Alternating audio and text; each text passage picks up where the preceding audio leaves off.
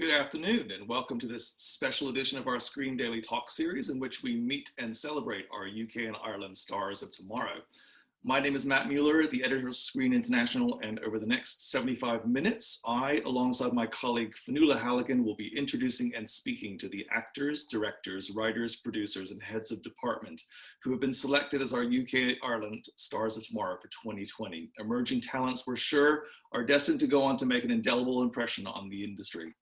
Some of the names we'll be speaking to you might already be aware of, some you'll be hearing from for the first time, but all of them reflect the phenomenal and truly diverse cross-section of British and Irish talent rising up even in this challenging year. Along the way, we'll also hear from our fantastic partners for this year's showcase, Amazon Prime Video, who have joined us this year as our headline sponsor, the first in the history of Stars of Tomorrow, and also our returning partner, Screen Skills. And we also have to thank our in-kind partner, the BFI London Film Festival, who in a year when we weren't sure we'd be able to achieve it, allowed us to gather together our stars in the BFI South Bank in late August for a socially distanced photo shoot.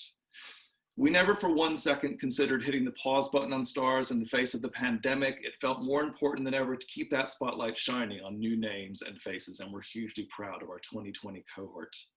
The format for today's talk is that we'll be bringing our stars on in small groups, 5 in total, for a short conversation with myself and Fionnuala, who, as well as being Screen's chief film critic and reviews editor, is now in her 11th year as the curator of Stars of Tomorrow.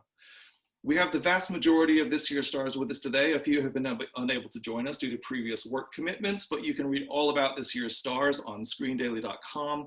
And for our subscribers, you will shortly be receiving your print edition, which contains all of the Stars of Tomorrow profiles and also the photo shoots. Following the small group chats, all of the stars will gather together on Zoom at the end, and we'll have about 10 to 15 minutes to ask questions from you, our audience. If you're keen to ask anything of one or more of the stars today, please use the Q&A channel on Zoom, and my colleagues Orlando and Ben will send the best ones our way to ask. So we do have quite a bit to get through today, and also quite a few people to get on and off the screen. So please do bear with us if there are a few hiccups along the way. First up though, we're going to kick off things with a video which we shot during the aforementioned photo shoot at the BFI South Bank. This will give you a little taster of this year's UK and Ireland Stars of Tomorrow before we get to meet them on screen in person. I will be back with you in a few minutes' time. Enjoy the video.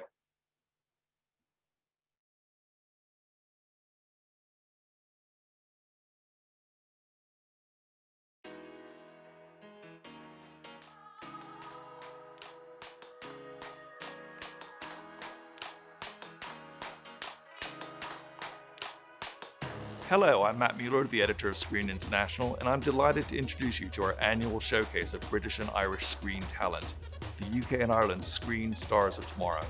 Stars of Tomorrow was launched in 2004, and in the last 16 years, we have highlighted dozens of actors, directors, screenwriters, producers, and heads of department at the earliest stages of their careers. Names you will know who have gone on to become some of the most notable talents working in our industry. In 2020, a year which has been unlike any other for all of us, it feels more important than ever to shine a light on the new generation of rising talent coming through, and to showcase the incredible range and diversity of talent that lies at the heart of the UK and Irish screen industries. As ever, we couldn't create this list without our magnificent Stars of Tomorrow curator, Fionnuala Halligan. There are so many people you could include. There's so much talent in the UK. What I look for, young talent, raw talent, obviously writing talent, acting talent. I also look for stories, the future of what they might tell us and what they might make and what they might show. So it's a combination of everything. This year, we give a warm welcome to our headline sponsor, Amazon Prime Video, as well as welcoming back our returning partners, Screen Skills and the BFI London Film Festival. So without further ado, it gives me immense pleasure to introduce you to our 2020 UK and Ireland Stars of Tomorrow.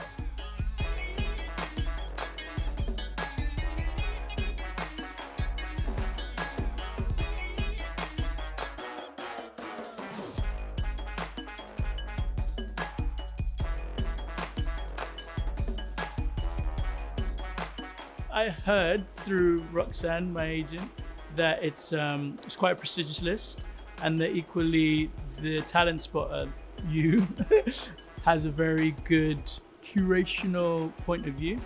So she was quite excited that you were quite excited for me to be on it. So I'm quite excited. I knew about it, I think last year, my friend Demiri was on it. the editor, and he was just wearing the most stylish hat ever. And I just remember seeing the pictures and thinking, M's got so fashionable all of a sudden. So I knew about it because of M's cool pictures, weirdly. Having done my research, I was very, very impressed and shocked, and it was a huge compliment to know that I was selected as one of the stars of Tomorrow 2020. I think it's been a gut instinct of mine to be a filmmaker. I've always loved watching film. Growing up, seeing no adequate disability representation gave me that sort of drive and passion to strive to create that myself. I kind of always wanted to do it, and I just sort of thought it was like a pipe dream type thing. So I went off and did a law degree, made a short film while I was doing that, and then I was lucky enough to get a sort of runner trainee AD position. Like that sort of cemented my decision, kind of want to go down that route. So I just kind of thought, this is, you know, maybe it isn't totally insane to say that you want to go and do something like this, and I've just kind of been inching towards it ever since, really. In 2011, I guess, in Berlin, and there was a film festival called the Berlinale, and I said to my friend at the time, like, let's just go and like check out this film festival. And I remember seeing this film called Gandu, and I remember turning to my friend and being like, do you think I can be a filmmaker? And it was either that or being a jewellery designer, and she's like, we definitely don't have the patience to be a jewellery designer. So I was like, okay, I'm going to do that. Exactly 3 years later, I had my first short film at the Berlin Film Festival. There's a lot of roles within filmmaking that a lot of people don't know about, and I think having more inclusivity within those roles and skill shares and tutoring and sort of apprenticeships is really important.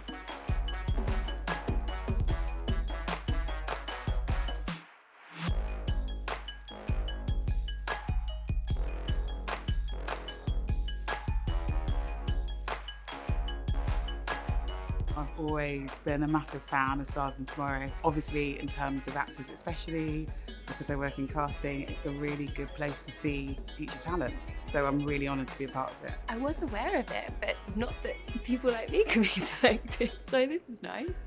I do think that things have definitely been changing since I've started working in casting. I've been allowed to do lots of really diverse casting, and I'm really proud of that work that I've done.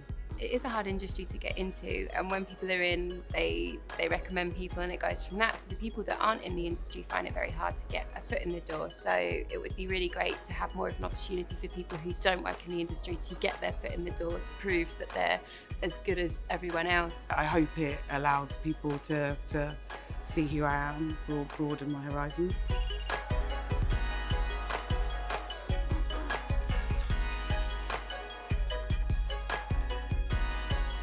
I was watching Inception.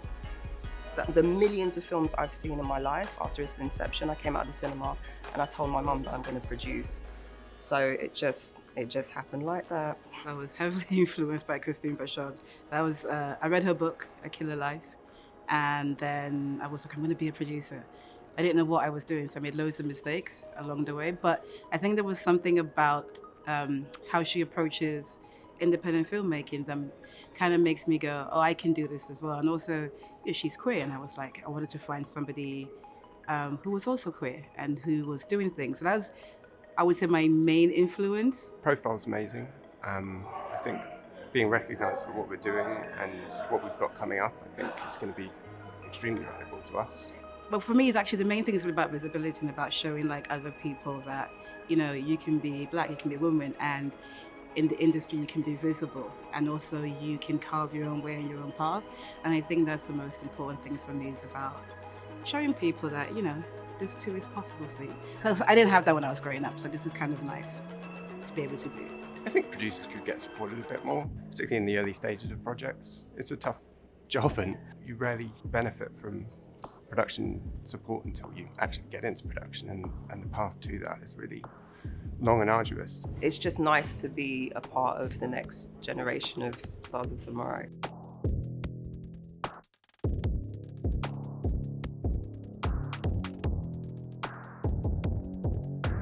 I saw some of my favourite writers had started writing plays, and that they'd somehow made this transition into screen, and I knew that I wanted to do that as well.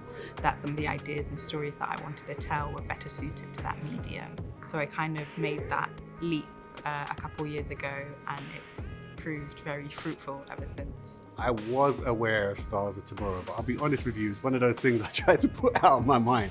Like, in the sense that I was like, okay, that's all the way over there, and I'm just trying to get a film made. So yeah, I was always aware, obviously I'm aware of screen and stuff, but it's always on the periphery of my thinking, you know. It means a lot to be recognised and hopefully help open some stubborn doors.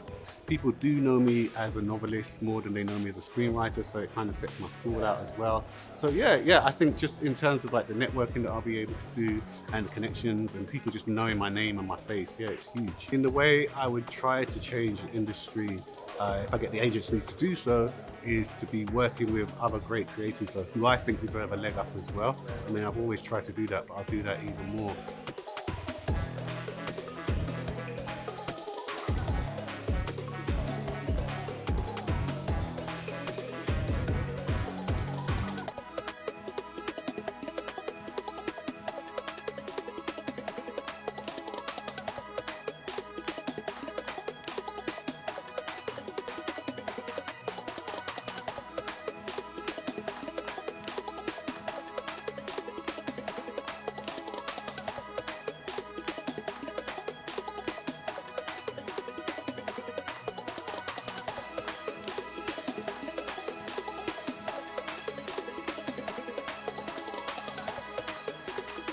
It's recognition. That's a really lovely thing for me to have at this point in my career, and also just the chance to meet everyone today, to build relationships with so many more people in the industry. It's amazing to be amongst such talented writers and actors. Today's been lovely talking to them all, and it's really great to establish connections at the start of your career as well.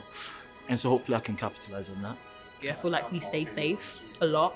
We do a lot of reboots about things, and I feel like people have a lot of ideas and people should get the opportunity to share those ideas. It's great to educate, but I think it's about time that now, as people of colour, that we have stories about everyday life, about families that are just going through family issues, or, so people start relating to us on a human level, and the more stories that we can give to the industry about that, the better. It's coming onto our screens more, but for it to be accepted more and just welcomed more, which I think it is anyway, slowly. So I feel very excited to be part of an up-and-coming generation of actors who will have a platform and a voice to use, and I just want to try and use that in the best way possible, and I guess that means learning and educating myself on as much as I can, and really holding on to things that are important to me. It's always something that has been quite aspirational. I've always kind of looked at it and thought, oh, that'd be nice. So very, very surprising and lovely to be part of it now. I look at the list that comes out every year, and there are actors that I really admire. So I'm really, genuinely, really proud to be a part of it. I knew Kobe Adamu was part of this the year before, and he actually directed Noughts and Crosses, and he became like a really good friend of mine. So I knew about it from him. So then when it came through, I was like, oh, lovely. I was like, oh, Kobe, I'm a part of it now. I looked at some of the people who had won it in the past, and it kind of blew me away. The fact that I had been mentioned among some of those people. It's quite amazing. It's such an incredible lineage really to be a part of, and it's a huge honour personally, because when you look at those who've come through Stars, they've all, so many people have had just incredible careers. As an actor, it gives me a certain leverage, and when I walk into a room, I could say I was involved in the Screen International Stars of Tomorrow, man, and it's just a good accolade to have, a very good accolade to have, and I'm proud to be a part of this. So there they are, and here she is, Fionnuala Halligan, Screen's very own talent spotting queen and our indefatigable Stars of Tomorrow curator. Welcome, Finn. Hi, Matt. Hi, Matt. Hi, everyone. So, Finn, this is your 11th year selecting our UK and Ireland Stars of Tomorrow. So first of all, I just wanted to ask you, did you approach this year any differently to how you've curated the previous lineups?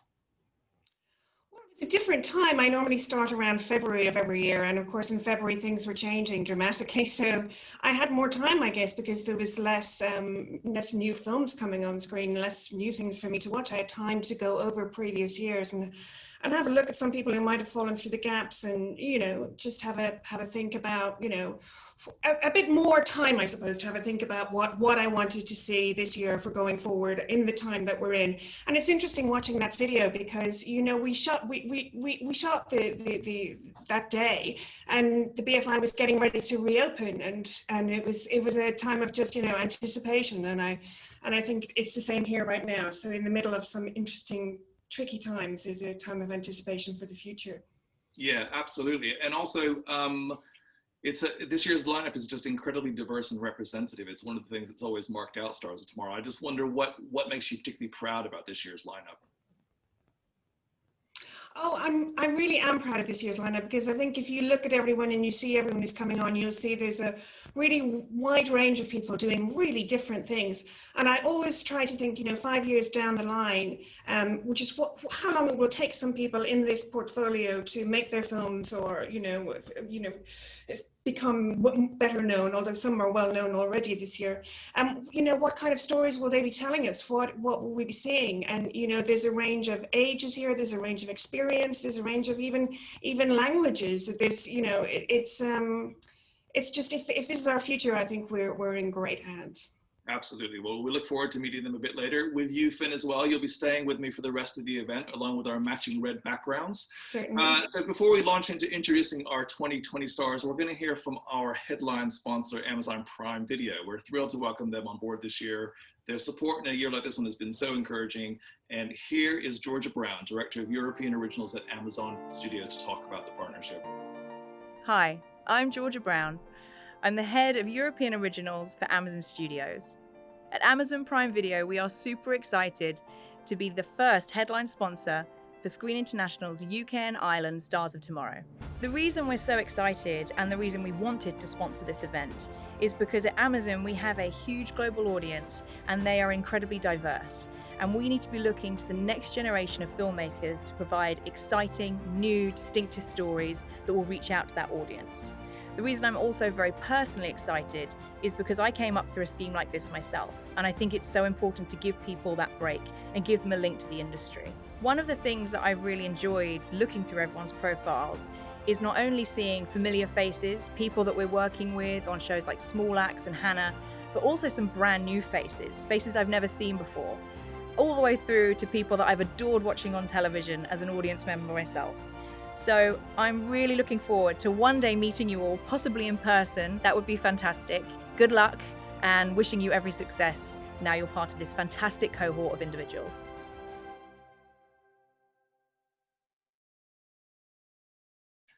Thank you very much, Georgia. And now, without further ado, what you've all been waiting for, we are going to bring on our UK and Ireland Stars of Tomorrow in their groups. I'll introduce them one by one. They'll appear on screen, and then we'll kick off with a few questions for them.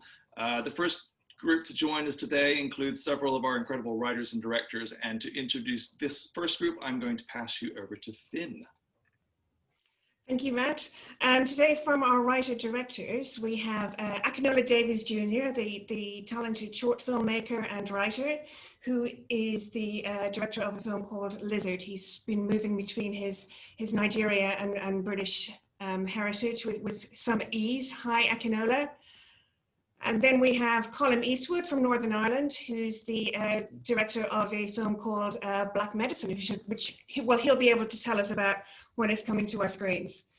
We also have Matilda Ibini, who describes herself as a bionic playwright and screenwriter. Hello, Matilda.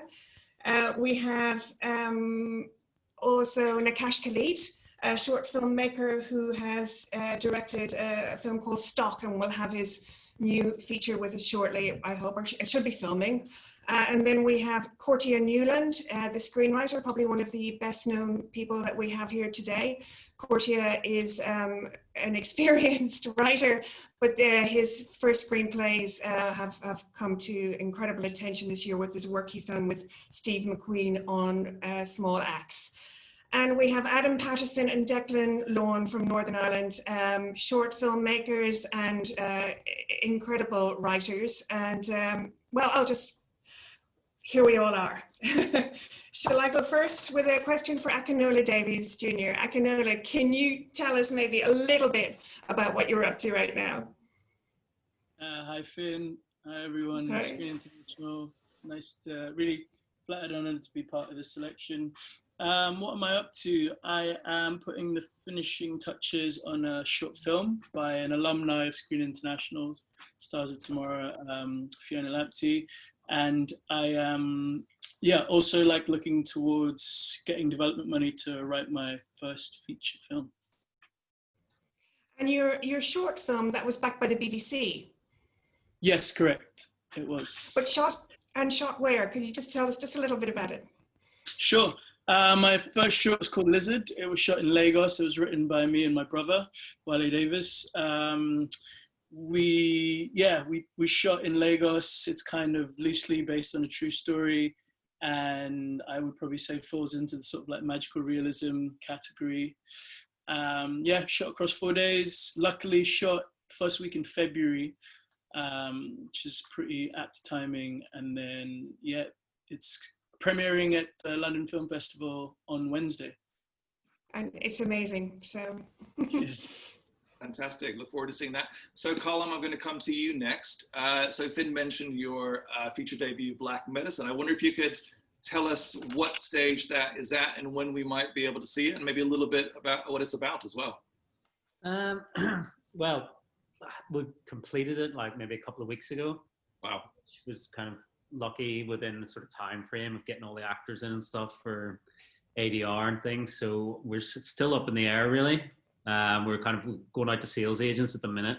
It was fully funded by Northern Ireland Screen. It's part of their new talent focus scheme, which does like one film a year. So the Survivalist and The Dig and like quite a few other like good films.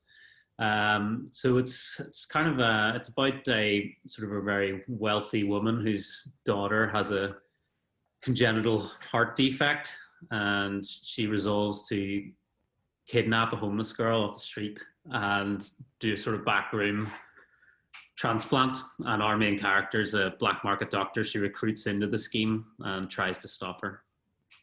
So that's kind of it. So you've recently nearly finished the review half into this, and we're going to see that maybe hopefully next year at some point, yeah? Oh, my internet's gone a bit funny here. Okay. That's all right. Yeah, I was just wondering if we'll probably see that in 2021, then, the next year sometime. Oh, I think we lost Colm. Over to you, Finn. We lost him. Right. Well, I would like to ask Matilda. Hi, Matilda. How are you? Yeah, I'm good, thank you. I'd like to ask you to sort of maybe explain the bionic playwright and screenwriter. So bionic is more of a heads up about my disability, but also that my work isn't necessarily disability focused. Definitely, I'd say it like impressioned by my experiences of disability and how I move through the world in a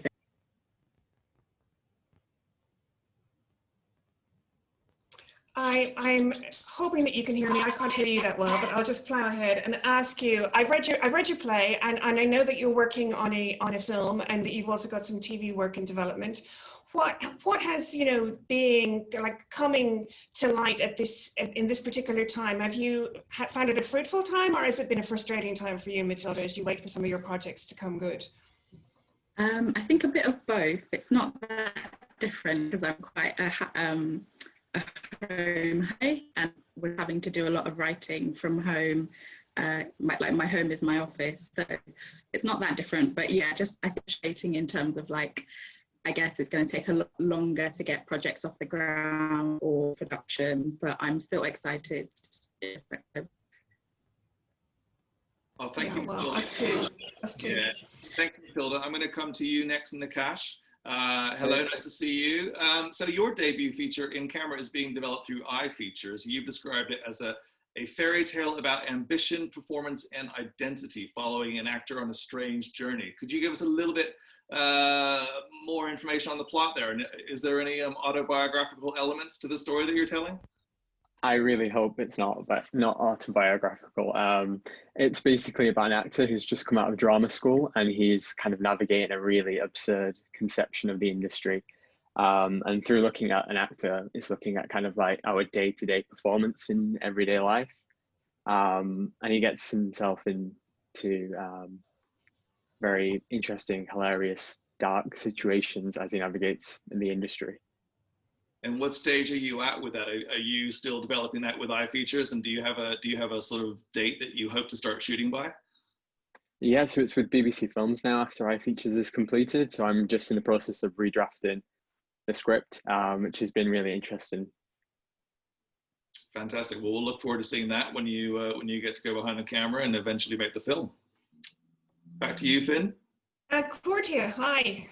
Hi, how you doing? Hi, it's good to see you, Cortia. When Yeah, the you last time too. we spoke,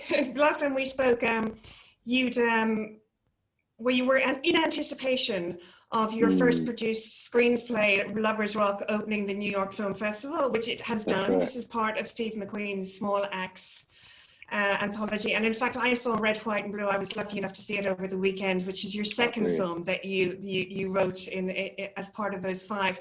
Can you and it's amazing work, and I know that you're sort of probably the most experienced person in stars, but it still is your first screenplay. So could you tell us a bit about the crazy year you've had, Cortia? It's been quite something, right? Yeah, it's been wild and wonderful, I think. Yeah, it's just been work, really. I mean, I was lucky enough, everything was shot and done and dusted at the end of last year on Small Acts and stuff. And then I wrote a short with Film 4 and Fionnuala Halligan, actually, which was about to shoot just before COVID, and then couldn't get going, and then they managed to shoot it and stuff. So I've got like 3 projects that have actually at least been shot and 2 that have been aired to the public. So I mean, it's beautiful. Lots of things in development. Just a really great time. It's been excellent. So was that your first screenplay was selected for Cannes, selected to open the New York Film Festival? I mean, that's quite a dream come true for anybody. How's the reaction been, and how's it felt after all these years of trying to get a film made?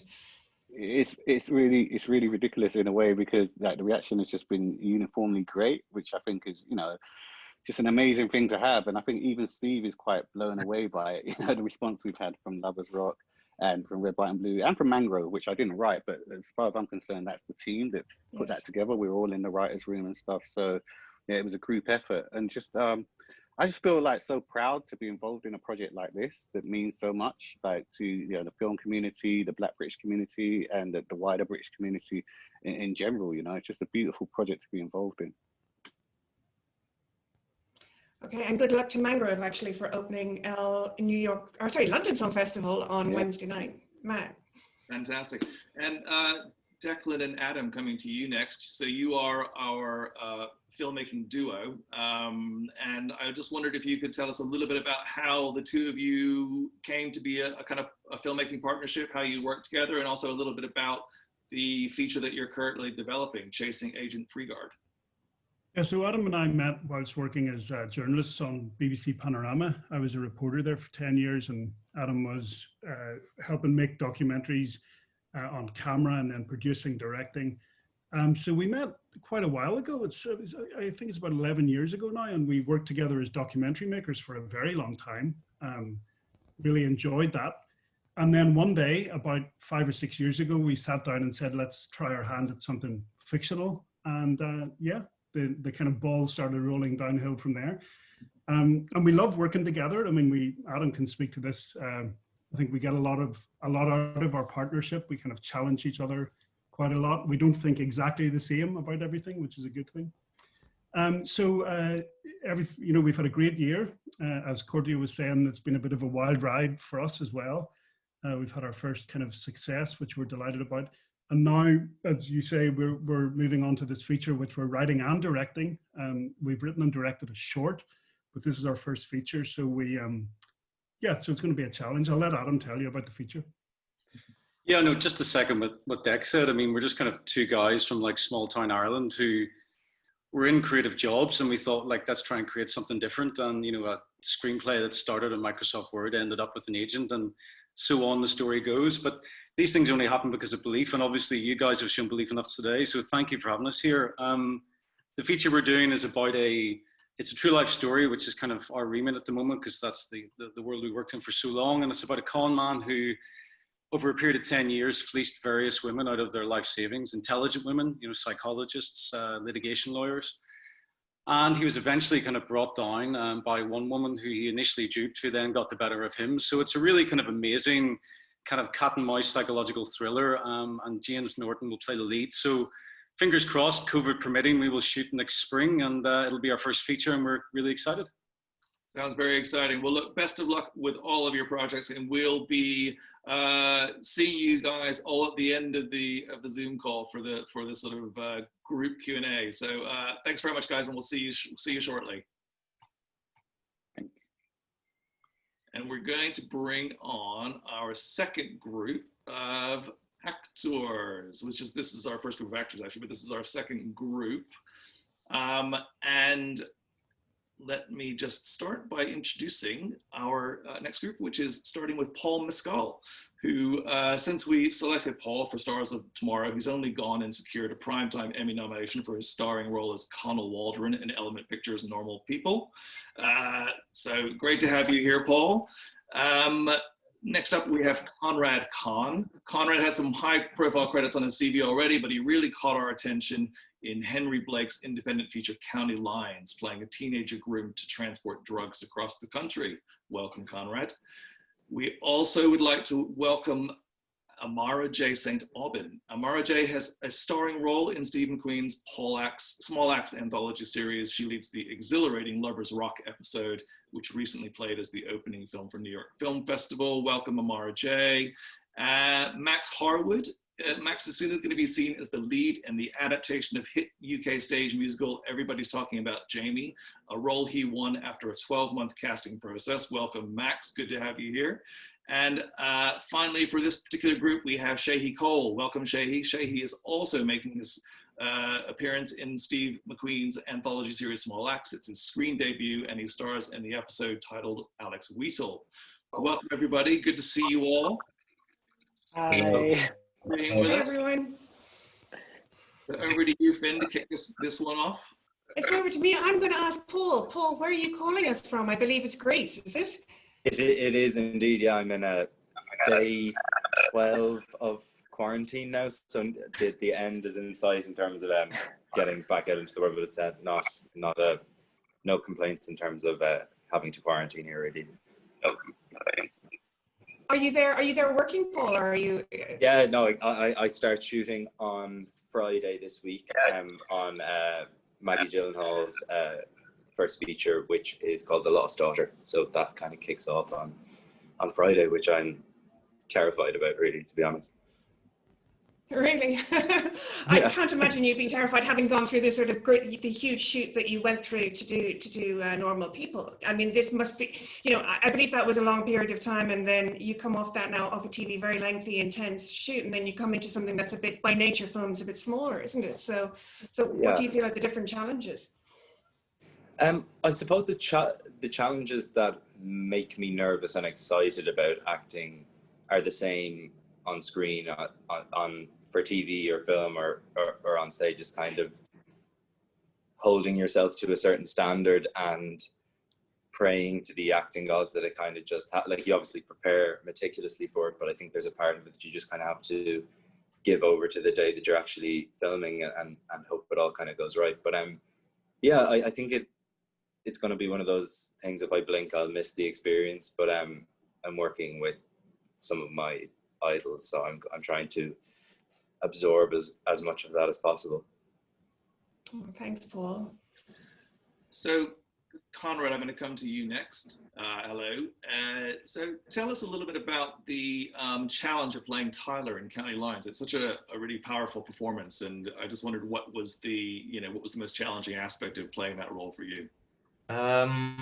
Well, for those who don't know, the film County Lines is about drug runners. And the hardest part of it was to keep it honest and keep it true to the story. And the help from that really came from the director, who worked as a youth worker for more than 10 years before. And through writing the script, he just made it really real, and it was an amazing experience. Thanks, Conrad. Well, I highly recommend that to anybody who gets a chance to see it. And also, Conrad, you have actually appeared in an episode of Black Mirror last year. What was it? What was it like being in Charlie Brooker's universe for an episode? It was quite surreal. It was fun. It was only a very small part. And then if you blink, you'll miss me. But it was something that gave me a bit of credibility and was a real honor to be part of. Excellent. Thanks, Connor. Back to Thank you. Amara J. Hey, hi. Are you? Hi, how are you? You made your sort of a film debut in Lovers Rock, which is open New York Film Festival, and it's an amazing part. I'm lucky enough to have seen it, and it's quite a entrance to the world of cinema. How has the experience of it showing in New York kind of changed things for you? Sorry, it cut out a bit. Would you repeat the question? I was saying, how has the experience of opening the New York Film Festival with your first film, has that changed your life recently, or is it same old? I think for me personally, it's incredible because filming alone was just amazing for me. So then to hear, it's going to Cannes, it's going to New York Film Festival, it's just all added bonuses. It's incredible to be doing that because filming Lovers Rock alone is amazing for me, especially as my first screen job.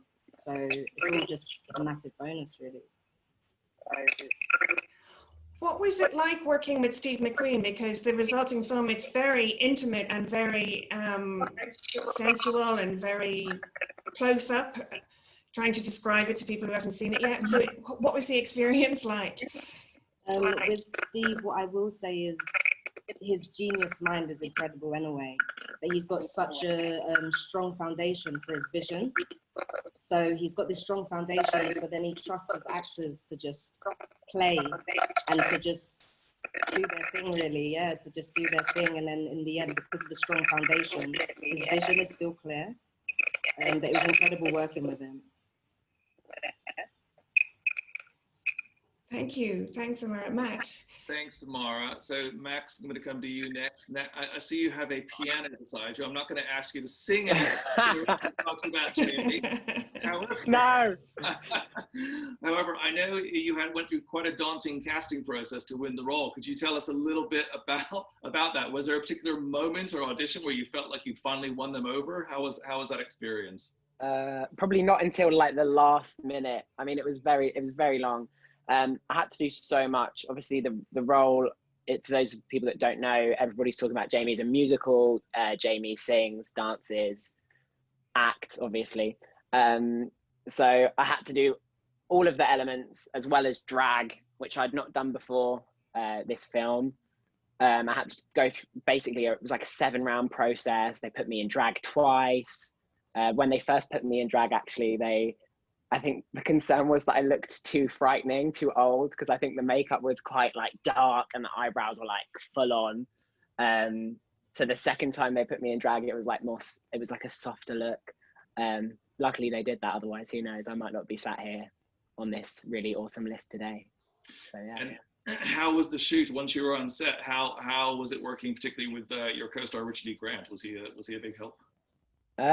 It was like, I felt like I was going to be sick. Like, it was so scary. Like, I've not done any screen work before. So like the first day when they tell you you're going to be like stood next to like an Oscar nominated actor and you're like, wow, I don't even know like if I'm going to make it to lunch. Like, and obviously like the days are really long on shooting. So he taught me so much, but he's so fun and playful and so generous. And like, there's a scene that we do, which is like it's quite a darker, sadder scene, and we did that in the first week, and he was there every time just delivering the most engaged performance for me, and he sort of taught me to just be generous and sort of have fun and play with it. We're not doing heart surgery here, we're making movies or TV or sharing stories, so we should do that with fun, as serious as some of the topics are that we have to explore.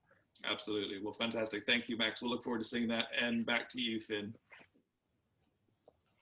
And Shay Cole, hi. Hello. How are you doing? I'm all right. I'm slightly nervous my Wi-Fi is going to cut out, so just pray for me. I'm sure we'll be all right. Okay. Fingers crossed. We'll be quick. Shay, you're still at drama school, is that correct? Unless you've left since I saw you. No, I'm still there, just going into my 3rd year currently, yeah. And are you working online? How's that? You know, you're probably the only person that we have who's still at drama school, actually for quite a while, I think, because most people, they get a big part like you have, and they tend to leave, but you're staying on. Yeah, staying on, and I'm enjoying it. I'm thoroughly enjoying it. We're actually back in the building, one of the lucky people to be back in a space and just working with other fellow actors. Currently just finished doing Richard III, going on to some Greek texts. And then, but I won't actually be in drama school from November, and I'm not back till January because I've booked something. So yeah, but I will be back. Oh, that's terrific to see all these actors working in the middle of a pandemic. That's brilliant news. I'm glad for you. But can you talk again, you know, the reason why I got to see you and why you were selected here was for your work in, once again, Steve McQueen's Small Axe, just coming up quite frequently at the moment. Could you tell me about the audition process that you had with Steve? And I haven't seen your installment yet, but. Yeah, of course. Well, the audition process was quite, it just came out of the blue, really. I was still in my 1st year at drama school, just finished doing a movement class. And I just come out the class, looked at my phone and saw a missed call from my agents to call her back. And to the light, you know, I heard that Steve was casting for a role. And at the time, you know, I was like, Steve McQueen, obviously everyone knows who that is. I had to double check that was the right person she was saying. And she was like, no, it's Steve. I was like, right, okay, let's go. And yeah, I kind of just said to her, I was just like, look, I know I'm still in drama school. I know there's a lot of complications, but just give me the opportunity and then I'm sure I won't let you down. You know, when you just have that connection to something before I'd even read the script or whatever, there's something in me that was just like, yeah, this is for me. So went through the rounds and then, yeah, lived to tell the tale. Well, thank you so much. And the actual doing it? Oh, sorry. I'm dying to know these answers. We're on a schedule. So thank you very much, all of you. I'll see you again at the end, but we'll say goodbye for now and see you shortly. Thanks, everyone. Bye. So before we bring on our next groups, we're going to now hear from our partner Screen Skills, who have been very supportive of Stars of Tomorrow over the years. And we're going to hear from their head of film and animation, Gareth Ellis Unwin. Take it away, Gareth. Screen Skills is very proud to partner with Screen on Stars of Tomorrow, and in particular for the way this initiative spotlights talent behind the camera as well as on screen. This fantastic celebration is an opportunity for us to talk about the work that we do in finding and developing a skilled and inclusive workforce behind the camera. Talent isn't just about discovering natural-born genius. It can be nurtured and it can be developed, and that's where Screen Skills comes in. We have training programs for all ages and stages, from new entrants to industry leaders. And we have other support in place to help people, whatever their background, to get in and to get on. For example, through our mentoring network, or with our bursaries to help unblock barriers to success, whether it's a vital piece of equipment or attending a particular course to help someone step up a grade. We are particularly pleased to have played a role in supporting some of this year's stars to deliver on their ambition, through collaborations with partners such as Creative England on iFeatures, and through some targeted development programs, like those that helped Tom Wood and Rienki Atto. We do this work thanks to contributions to our skills funds, and we are incredibly grateful to all the productions that pay in. We are also extremely grateful to the BFI for awarding us National Lottery funds to deliver on its future film skills strategy. This has been an incredibly tricky year for our industry, as it has for many others, with productions halted and a workforce at times unemployed. But the public appetite for great content means that we are better placed than some sectors to return. Can you imagine lockdown without those great TV shows to binge or those films to watch? The world remains a hungry consumer of content. So we have to make sure that we continue to open up UK Screen to a wider pool of talent and to make sure the workforce has the right skills. Opportunity must not be a further victim of the difficult circumstances we've seen this year. So massive congratulations to this year's stars, and Screen Skills promises to continue doing our bit to help find the next stars of tomorrow. Thank you.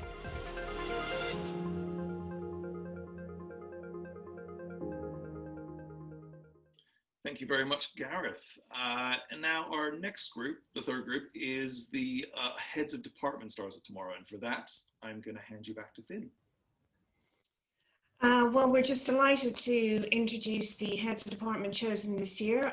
We'll start with Aisha Bywaters, the casting director, wonderful casting director, whose credits include County Lines and also The Last Tree, which she worked with on Shaheen Baig.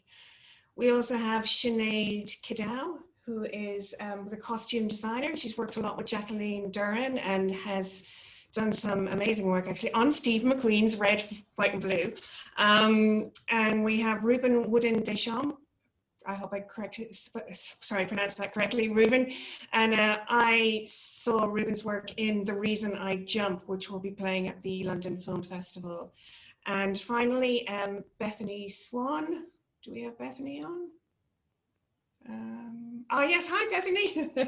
Bethany is a makeup artist and has done, well, a lot of work, but I May Destroy You is some of the most attention grabbing that she's done. If you know, we'll let her talk about it. But Matt, is it your turn to ask the first question, or is it mine? Well, I think I'll kick off with Sinead. Hello, Sinead. Thanks for joining us. Good to see you. Hello.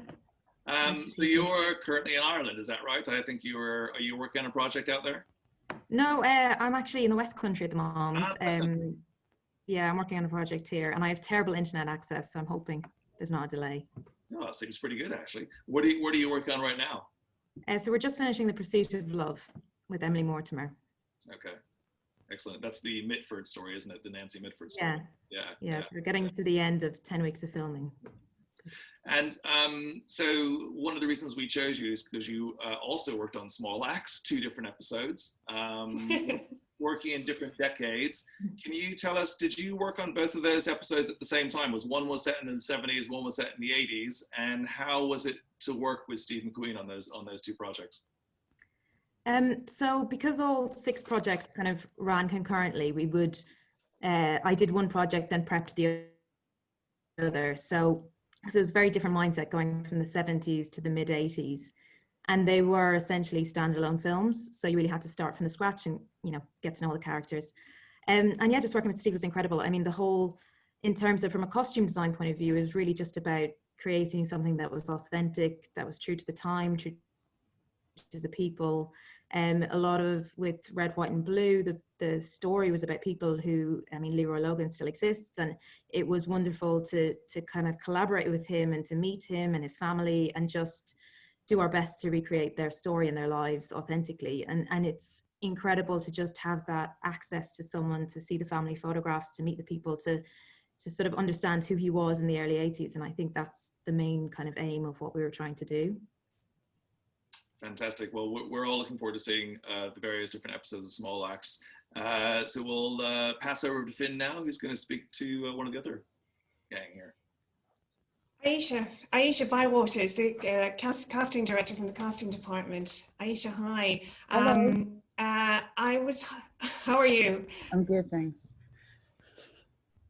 I was hoping that you could talk, because being a casting director is sometimes the progression of how to be a casting director, casting features. It's not obvious to people outside the industry. Could you sort of, using your career, having worked with Shaheen for a long time and sort of working by yourself, just maybe describe how you get into it and how you work your way up through it? Yeah, so I mean, if you speak to any casting director, everyone seems to have a different story. There's no sort of one way. Some people were actors. I wasn't an actor. I helped a director cast a play. I just wanted to be involved in film and television, and I helped the director cast a play, and then was like, this is amazing, and how do I become more involved? And then I just spoke to a lot of people, interned for a long time. So that's a great way to get into it. It's sort of writing to people with the Casting Directors Guild. Everyone's details are there, and just seeing who you can work for. And I mean, I was lucky enough then to work for Shaheen Baig, and that ended up lasting 6.5 years. And through the work that I did with her, an incredible mentor, someone so great to learn from. through working with her, I think sort of I made contacts, met people who sort of respected the work I did with her and sort of believed in me that I could then go on and do it myself. So it's been quite a long time. It's been 12 years that I've worked in casting, but it's been amazing, and I've met so many fabulous actors. Oh, yeah, so well deserved. I mean, yes, you certainly worked hard on your way up. Yeah, congratulations on being part of Stars of Tomorrow, although you've been at it for quite a while, as you say. Thank you so much. Very happy to be. Thank you, Aisha. So, Ruben, I'm going to come to you next. You're our Star of Tomorrow cinematographer, one of two we selected this year. You work in both. You worked in both music videos and documentaries. I wonder if you could just tell me whether you feel one is more liberating than the other stylistically in terms of how you work, or whether it's more about the directors and the filmmakers that you work with. I think it certainly depends a lot on the filmmakers. The music videos are sort of these like small moments of total creative chaos and freedom, and they're sort of visually super rewarding, but the like documentary elements you're often, especially with The Reason I Jump, working towards something which could actually try and help change the world slightly, which is quite nice. Fantastic. And are you working on your debut feature now as well, or? Not yet. No. Not yet. Okay. Not yet. But you're meeting filmmakers. Didn't you? So go ahead, Finn. Go ahead. Yeah, I was going to say, haven't you been working on inventing a camera, Ruben? Is that correct, or do I have that wrong? Yeah, I'm sort of playing around with sort of trying to get 16mm cameras to run just like driven from wind, water, and sort of sustainable sources to sort of visualize natural elements. Yeah. That's more of an artistic sort of direction than your the filmmaking stuff, but yeah, it's like fun chaos. Okay, okay, sounds great. Thanks. Back to you, Finn. I want to talk to Bethany, who, as might be expected from a hair and makeup designer, looks completely different from the photos we took of you during the shoot. Bethany, can you talk a little bit as well, a bit like Aisha, about getting into the industry, into your side of the industry? It's not an easy entree, is it? You know. No. It takes a certain personality as well. I think the sort of excitement of, it feels quite glamorous to say to be a hair and makeup artist and things when you're younger, and you think of the glamorous sides of working with celebrities and, the kind of air travel and things like that. But once you kind of get onto sets and you realise that it's sort of 12, 14-hour days, and you spend a couple of hours in the morning doing makeup and then about 10 hours watching that makeup, it takes a certain personality, but it's all parts of that sort of go together, and it makes you love the job and you have the passion for it. But it is hard to sort of find your niche at first. I always recommend that everyone sort of tries everything. Don't pigeonhole yourself into one thing and get stuck. Be sort of, do music videos, commercial, editorial, fashion, TV, film, see where you fit in, and just take as many opportunities as you can that come up, because I think it's always scary and some people say no, but it would be really good to just say yes, try it. If you don't like it, you never have to do it again. But it's experimenting and working with different people that gets you through doors, and then hopefully leads on to other things, really. Yeah. That's great advice. Thank you, Bethany. Welcome. Thanks so much. Well, we're going to see you all at the end as well. Thank you very much for your time. We're going to now go on to our next group. And this is a group of filmmakers, producers and directors and writer-directors. I will be introducing them one by one. So let me start off with Rinke Atto. Rinke is a producer whose credits include Shola Amu's debut, A Moving Image, the film Pond Life, and this year's excellent BBC series Knots and Crosses. Welcome, Rinke. We also have Joy Gororo Akpo Jotor. Joy is also a producer whose third feature, Blue Story, directed by Ratman, connected with a broad audience last November, and she has a number of projects in development. I'm sure she'll tell us about some of those. Ella Glendinning. Ella is a writer, director, and actor whose debut feature documentary, Is There Anybody Out There?, is currently in production. Ella's going to tell us a little bit about that. Jaisha Patel. Jaisha is a writer-director whose 2018 graduation piece from the NFTS played in Berlin and Toronto, and she's currently in development on her debut feature, Amazon. Charlotte Reagan. Charlotte's a writer-director who has a number of award-winning shorts and music videos to her name, and her debut feature, Scrapper, is currently being developed with the BBC Films and BFI and is due to shoot next year. And last but not least is Tom Wood. Tom's a producer whose short film Southern Light was selected for the Cannes 2020 label in June, and whose feature slate includes Alice Lowe's second film, Time Stalker, and Son of a Preacher Man with BBC Films. Welcome, everybody. Good to see you all. So let me start with you, Rinke. So you're working across both film and television. In your opinion, do producers need to have both feathers in their cap these days, and do you have a preference for one or the other? I'm greedy, so no. I think you have to try and pivot in both film and TV. I think it can be quite challenging as an independent film producer. So it's very helpful to be able to work in TV as well.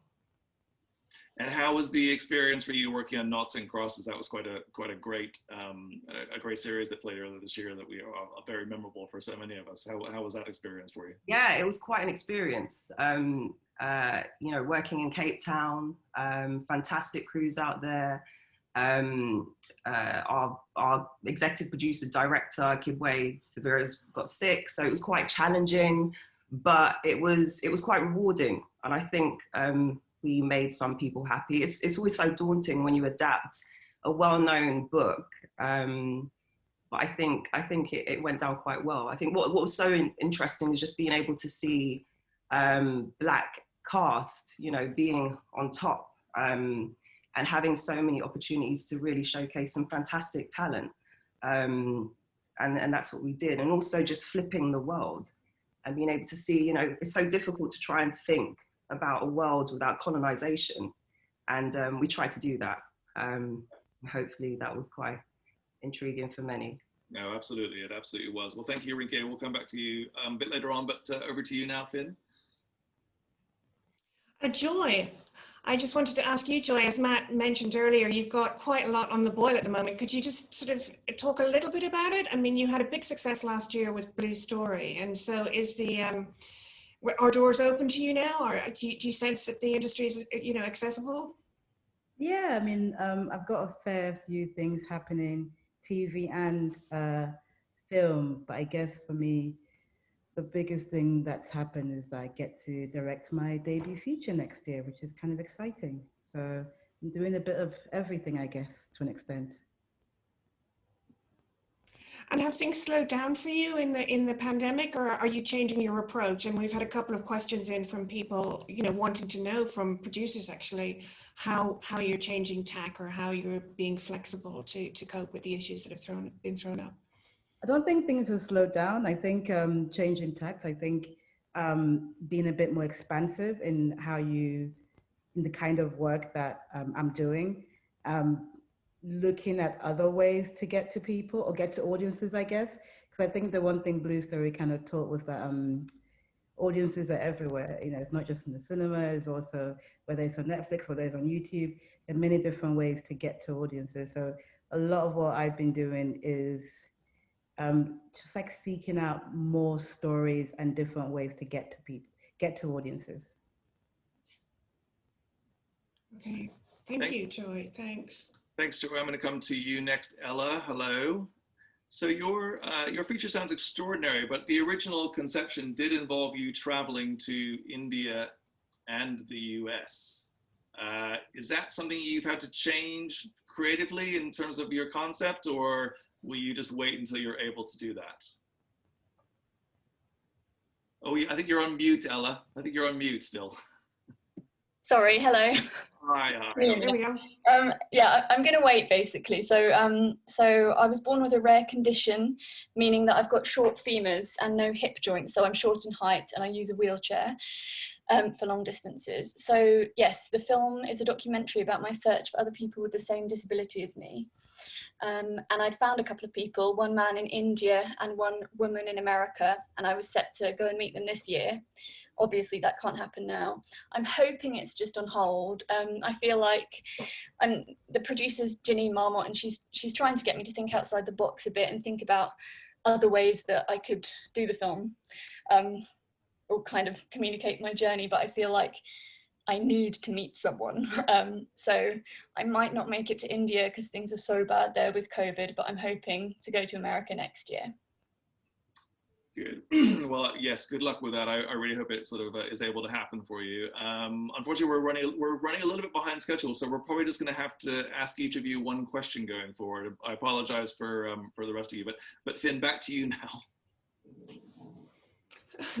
Jaisha, we'll just have to be a bit quick here, but Jaisha, you know, Joy was talking earlier about finding different ways of telling your story, and you've found plenty of different ways of telling your stories. You know, can you talk about how your approach has been to the filmed image?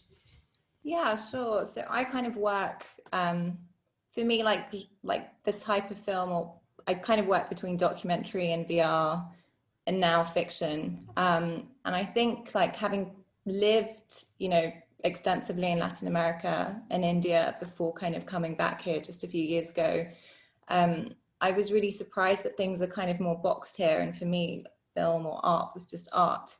So I don't really see kind of boundaries in that way. And I just like to move around stories and forms, and not be confined. And I kind of loved what Joy was saying about kind of having to look and be more expansive, I guess, now, not only in terms of like audiences, but ways of doing things. And I think having kind of, you know, lived in places like Cuba or India, like we literally made films out of nothing. And so everything's possible, I guess. Thank you, Jaisha. Thank you. Yeah, that was great. That was great. Sorry. We're going to come to Charlotte next. Hi, Charlotte. How are you? I would like to hear a bit about your debut feature, Scrapper, which features a 12-year-old protagonist hiding out from social services and meeting the father she never knew. Can you tell us a little bit about the inspiration behind that story? Yeah, sure. Sorry, I'm like shoving my dog out of the way. I don't really know. I never really know what it's inspired by, so I just kind of write a load of rubbish and then my producer pulls it together. But I suppose it was kind of about, like, it changed a lot. We did a documentary last summer for The Guardian, which was shot all over the UK on council estates and was kind of about like kids who kind of raise themselves or have their most informative experiences when they're just like playing out with their mates over the summer or making fun out of nothing. So a lot of the film kind of was rewritten or changed after the experience of filming that documentary, if that answers the question. Yeah. Absolutely. And you were developing that with the BBC Films and BFI, correct? And you're hoping to shoot next summer, is that right? Hopefully, but yeah. Who knows? Yeah. Fingers crossed. Yeah. Thanks, Charlotte. Back to you, Finn. Tom, hi, Tom Wood. Hello. You had a short film selected for Cannes this year, and of course it didn't happen. Was that a disappointment, or do you think you were part of the early wave of having that kind of thing happen? So you have to just find new ways to as Joy and Jaisha have been talking about. Well, it is actually happening. They're going to do a screening at the end of October for the short films. Oh, I didn't. Congratulations. So, yeah. We've been, of all the people to have gotten into Cannes this year, we've done pretty well. And it's a credit to the festival for organising something like that for us. And you as a producer, just to answer that same question that I asked Joy, because lots of participants have wanted to know how you're approaching production now. I mean, we've got 2 films that we're planning to shoot in 2021. There are rules and regulations that we've got to adhere to, and it's really about us making sure that we've got safety measures in place to make sure that we can film everything safely and get it done. Thank you, Tom. Thank you very much, everyone. We're going to come back to you very shortly for our last group session. So we're going to say goodbye for now, and we will see you in a few minutes. We're now going to get our final group on, and this is our second group of actors. And Finn will introduce this group. I am going to introduce this group, yes. I should have, hopefully, Yasmin Monet Prince here. Is she coming up? Dono Ohiloi, I'm sort of not seeing anyone, but I'll just carry on. Yasmin Monet-Prince, you might have seen her in Hannah. Donal O'Healy, he's an Irish actor and who's gotten quite a lot of attention playing in a film called Art in the Gaelic language. Tanya Reynolds, an actor who's known for Sex Education, but also had a terrific role in a film called Fanny Lie Delivered. Jack Rowan of Noughts and Crosses and previously of Peaky Blinders. Anya Chalotra of The Witcher from Netflix. Michael Ward, the BAFTA-winning young actor from Top Boy and Blue Story. And I think we have Ncuti Gatwa, who is a legend from Sex Education and very well known. I'm not seeing anyone on my screen, but maybe you are on yours, Matt? Yep, they're all here. Hello, everybody. Everyone's on screen at the moment. Hello. Yeah, hi, guys. Hi. Ah, coming on. Hello, everyone. Hi. Good to see you all. Several people here are calling in from location, by the way. I think Anya on Witcher 2 and who got Ncuti on Sex Education? Yeah. Yeah. The lucky one today. Very lucky. So Finn, do you want to kick off or shall I? Oh, Yasmin. Hi, Yasmin. Let's say Hi. I'll start with you. How are things for you at the moment? Are you working at the moment? Are you doing Hannah, or can you give us a crazy? I'm not. I'm back in the water, fishing. Oh, you're at leisure. That's what I'm doing right now. Self-tapes, auditions, safety. But yeah, like I'm just back in it, trying to see what new projects I can find and what I can do. So yeah. That's me. I mean, you've had quite a full couple of years, haven't you? If you could just maybe just explain to the audience how things kind of went quite quickly for you. Well, when I first found out about Hannah, it was in 2018. So I've been doing that for 2 years now, season 1 and season 2. And that was an amazing experience because season 1, I was in it for a little bit, and then season 2 kind of followed my story with Clara. So that was my first time on a big project for so long. And I really got stuck into it. And I'm so grateful to Shaheen as well, to David for writing it. The whole cast was amazing. And yeah, I mean, I guess before that, I've done a couple other things as well. I mean, my first film was Ellen on Channel 4, which Mahalia, who is also a star of tomorrow, I can't remember which. Mahalia. So it's crazy how small the world is. Like, yeah, it's how everything's kind of come around. But yeah, I've been very grateful, and I'm excited for the future, to be honest. So excited because I know it's going to be great. So thank you. Oh, great. Thanks, Yasmin. Thanks, Yasmin. I'm going to come to you next, Donal. Hello, how are you? So you initially went off to the US for a little while, and you've appeared in a few things out there. How did it feel when you came back to your native Ireland to take the starring role in Arach? I'm sure I mispronounced that, but forgive me if I did. That's all right. Hey, Matt and Finn. First, it's just great to be here. I just want to say it's a massive privilege to be in any way associated with these talented individuals. So, Matt, yeah, it's, who'd have thought? I didn't realize when we shot Arach, to come this far on the back of an Irish language feature is something I didn't, meditate about or think about when we were shooting Arach. It's amazing to see how the film is being kind of recognized, and little did we know shooting in the backyard here that it would come this far. So yeah. Excellent. Well, look, thank you, Donal. Lovely to see you. And Phil, I'm going to pass back to you next. I want to ask Tanya Reynolds, how are you? Are you filming at the moment as well, Tanya? Hello. Yes, I'm in Cardiff as well with Ncuti. We're filming the third season. No, I don't think so. We're definitely not. But we're in the same city on the same show. So yeah. So that will take up your time presumably for a while, but you've been able to get some sort of really nice parts in between. Maybe you could talk a little bit about that. I know, for example, Fanny Lie Delivered, you probably shot that years ago, but we're only getting to see it now. But how's that working, balancing your film and your TV, being part of that series? yeah, it's really great to. I was really lucky last year to be able to fit in Emma, which was a lovely film by Autumn de Wilde that came out this year, I think, just pre-COVID disaster. And that was great fun to be able to. I mean, it's always so fun when you're playing to have the opportunity to play so many different characters that are just so different from each other. That's been the best part of it, I think, because playing Lily in Sex Education is very particular, and it's so fun to get to play, to have had the opportunity to play some really different characters to her in between. So yeah, it's been very nice. Thank you, Tanya. Thank you.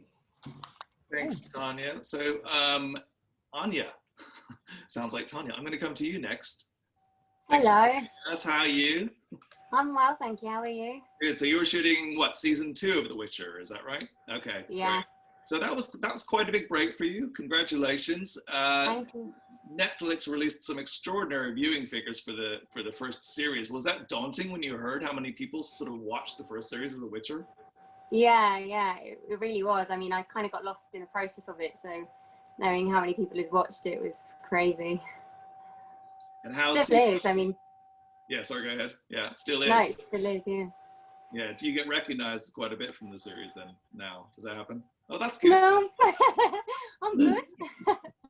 No, I don't. I think I look and act very different from my character.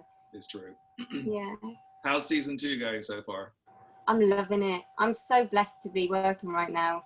We're in Reading, and I mean, it's very weird, obviously, working in masks, but we're taking all the necessary precautions and just trying to enjoy what, you know, this whole process again in the way we're doing it. Yeah, fantastic. Well, as Finn says, really great that you're working at the current time in this, you know, in this pandemic year. So congratulations. Thank you. Finn, back to you now. Well, I'm looking for to speak to Jack Rowan. Hello, hello. Hiya, Jack. Okay, how are you feeling? How's things, Jack? Are you working at the moment as well, or are you fishing too? Well, yeah, a bit of both really. I'm leading an animation, which is nice. So it's like, you know, naturally social distance being in the studios, but in terms of like normal acting work, like as Yasmin said, I'm fishing too. You know, I'm out here fishing. So it's nice, you know, nice to nice to have things starting up, I guess. You had 2 very different parts that people will know you from, really, I suppose, starting with Peaky Blinders. Well, I mean, we could go back before that because you've been working, although you are very young, you've been working for quite a while. But if we look at, say, Peaky Blinders, and then we move on to Noughts and Crosses, where you were, you know, the lead or the co-lead. How do you think that's altered perception of you, you know, over the last year or so since Noughts and Crosses came out? Have you had a lot of reaction? Yeah, I mean, I suppose I'm just happy to be like actually being able to work, you know, and as Tanya said earlier, it's nice to actually show different sides, you know, actually be able to look back at a load of projects and go, oh, I was able to play that and play this and spoke in this accent, had that haircut. So I'm just glad to be working, but also glad to be able to show different sides. I think I answered the question, I'm not sure.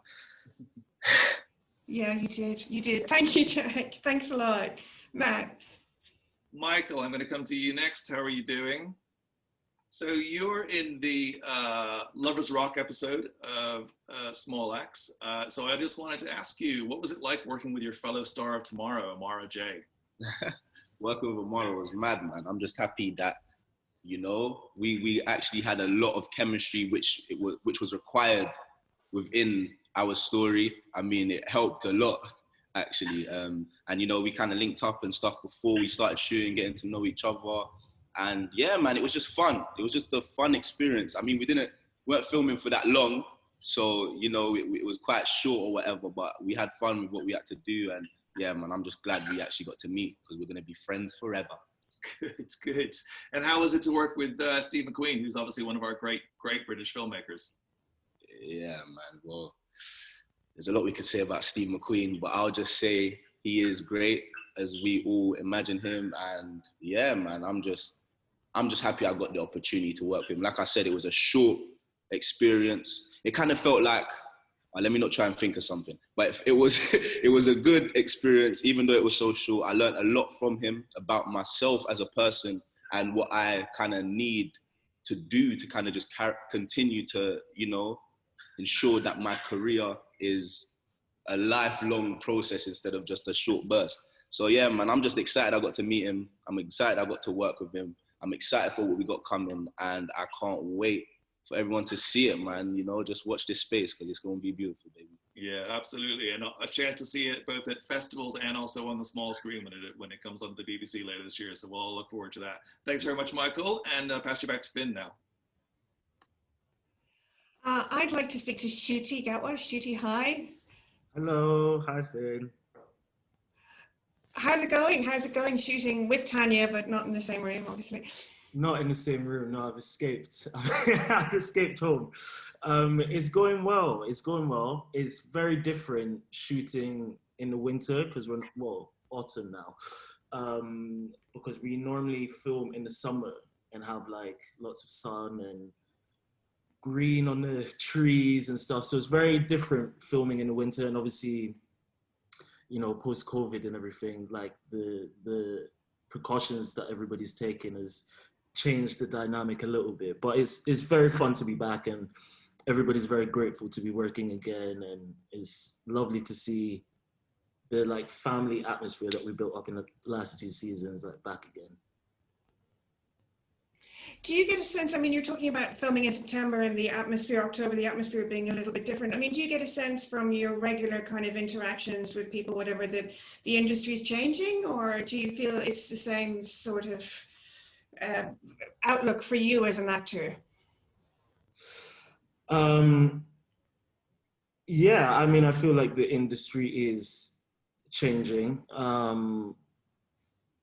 mean, with the with the summer that we've had and the conversations that we've had and the events that have transpired over the past summer, I think a lot of very necessary conversations have started and hopefully continue to not just be a moment.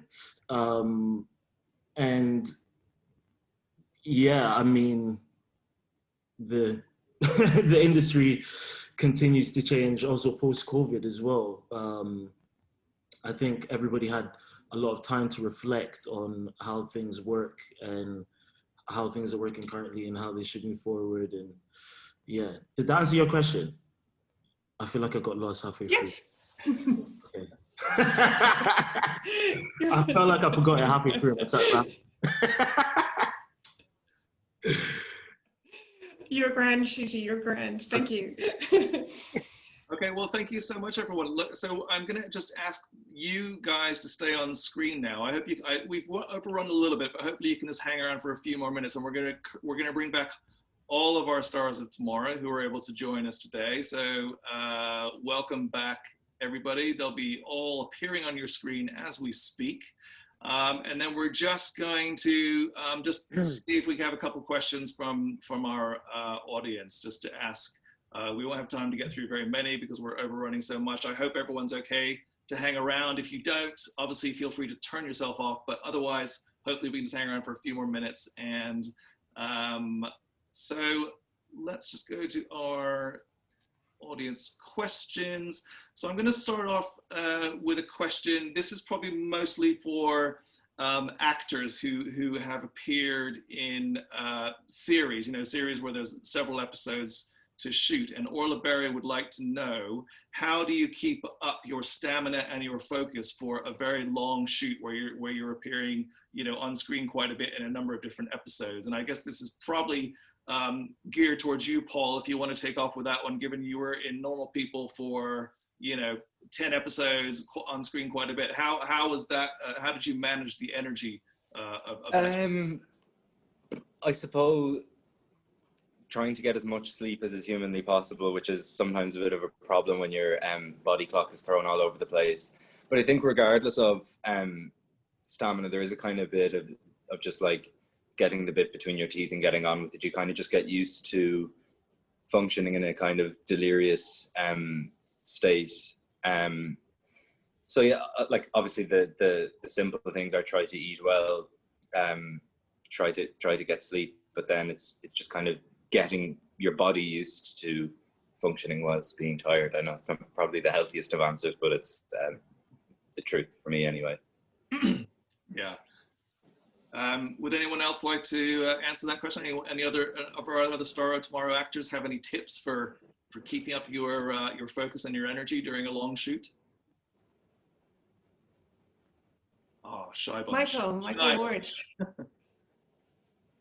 For me, unmute Michael. For me, I just enjoy the process, man. Like just making sure that I'm connected with my character. You get what I'm trying to say? And just like for me, to be honest with you, I would not be able to get through the shoot unless I enjoyed it. And I enjoy what I do. I love what I do. So that's what it is. That's the secret. Just enjoy it. Good advice. Good advice. So this next question is for our filmmaker stars, and any of you can take this, but I'm just curious, producers, writers, directors, has this year with the COVID-19 pandemic given you any particular new ideas or different sort of projects you're going to work on that have maybe a sort of COVID theme or a pandemic theme? Anyone want to take that one? Anyone working on anything that's particularly themed around the pandemic? Yeah, mine's the opposite. So I started developing a show about a family forced into self-isolation like 2 years ago. And then I started writing it in March, and then everything happened. So it feels like timely in a way that I don't like it. Yeah, I think it does. It does. Like I would not do anything that's like totally COVID, but it's a good way to sort of put characters that don't like each other together. And like I have one that's about a girl whose sort of criminal brother gets out of prison, and he's forced to isolate at the family home. The mother has dementia, and the two of them just like completely butt heads the whole time. And then she gets dragged into his kind of criminal world. So yeah, I think it's like obviously what they did with hosts and everything was amazing. So I don't think it's like necessarily a bad thing if you do something COVID inspired. Excellent, thank you. Anybody else want to? Also. Sorry, go ahead, Finn.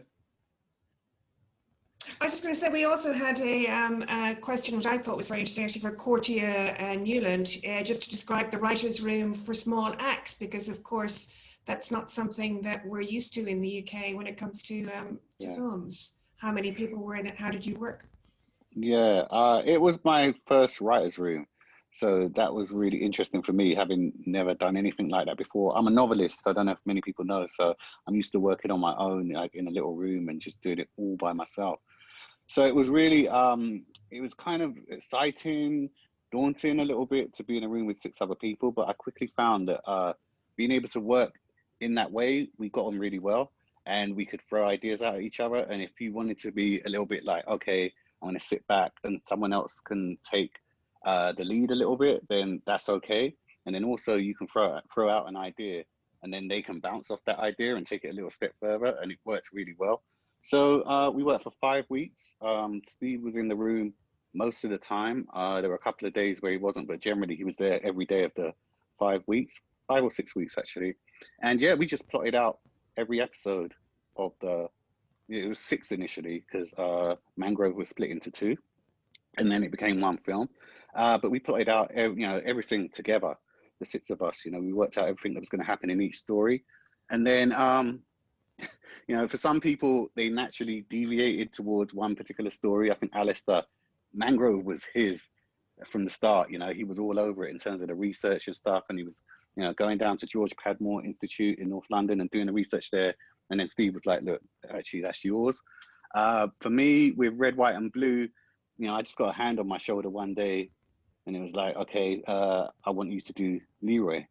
I was really, there'd been a lot of personal stuff going on in the room, but we were sharing a lot of stuff, intimate stuff about ourselves, because I felt it was like Steve getting to know each other. And I'd said a lot of stuff about my dad. And instantly when Steve said that to me, like I knew it was the father-son relationship was the reason that I've been picked to do Leroy Logan. Like something in me clicked, and I was like, that's why he's giving that to me, and that's a very smart move. So even though I was daunted, I knew what I had to bring to the table straight away was to be able to develop that relationship between the two of them. Thanks, Cordia. So I think we're only going to have time for one more question, sadly. I'd love to talk to you guys for much longer, the rest of the evening, of course. But this is going to be a question, again, for probably the writers and producers. What's your recommendation for aspiring people getting into the industry? Should they focus on trying to get short films made or to write feature film scripts that land them an agent? Do you have any particular recommendation on paths into the industry? This is for producers or writers. Tom, is this something that you particularly have any thoughts on? Yeah, I mean, I think it's just about work. Every single time you can think of an idea, there's a way of adapting it to a different medium. I think the more variety in your work that you can have, the better. You just need to be able to adapt to so many situations, as this last year has kind of shown us. But really, it's just about having confidence in your work and a strength in your work and a full breadth of it. And what about you, Joy? Any thoughts on that topic?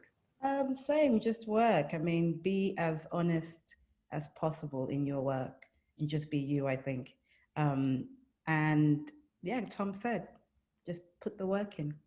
Yeah, excellent. Well, I think that's advice that applies across the board to everyone, whichever field you're working in. Well, look, I'm really sorry we have to go now. It's been really great to talk to you all. That brings us to the end of our Stars of Tomorrow celebration today. All of you will be invited to our 2021 Stars of Tomorrow physical event. I'm sorry we weren't able to do that this year, but so we've had to do it online this year, but we're going to be really delighted to invite you next year when we'll be able to sort of celebrate in person. It's been a huge pleasure to speak to all of you. We couldn't be more delighted to have you as part of our Stars of Tomorrow cohort for 2020. Thank you to everyone who was watching today. We hope you enjoyed meeting all of these rising UK and Irish talents. And it only remains for Finn and I to raise our glasses and toast all of you. Yes, yes. We wish you all the very best for your career. Cheers, guys. Look forward to following your careers with intense interest. Tom's got a glass of champagne as well. You'll always be part of the Screen family. Here's to you and Finn. Finn, we need the Irish toast as well. How do you say the Irish toast? Sláinte, right? Sláinte. Oh, God, Donald, sláinte. Sinead, help me out. Sláinte, I think. Fantastic. Great to see you all. Thank you all. See you all very soon. For anyone who'd like to watch this video or pass it on to your friends, it'll be available on screendaily.com from tomorrow. And for now, it just leaves to say congratulations again to our stars and see you all very soon. Thanks, everyone. Bye everyone. Thank you. Bye.